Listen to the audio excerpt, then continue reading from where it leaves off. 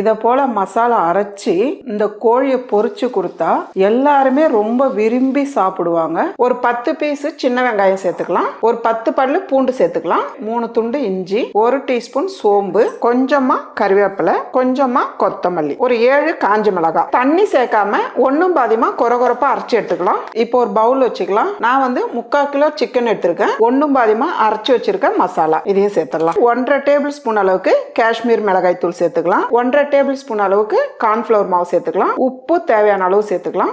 ஒரு முட்டை, ஒரு 3 சிட்டிக்கு அளவு மஞ்சத்தூள், 1/2 டீஸ்பூன் அளவுக்கு மிளகுத்தூள், 1/2 டீஸ்பூன் அளவுக்கு லெமன் ஜூஸ். இப்போ இதெல்லாம் சேர்த்து நல்லா மிக்ஸ் பண்ணிடுங்க. இந்த அளவுக்கு நல்லா கலந்துட்டு இப்போ ஒரு 1/2 மணி நேரம் அப்படியே விட்டுடுங்க. இந்த அளவுக்கு நல்லா ஊறி இருக்கணும். பேன்ல சிக்கன் பொரிக்கிற அளவுக்கு எண்ணெய் சேர்த்துக்குங்க. இப்போ ஒரு பீஸ் எடுத்து சேர்த்துடலாம். எல்லா பக்கமும் நல்லா திருப்பி விடுங்க.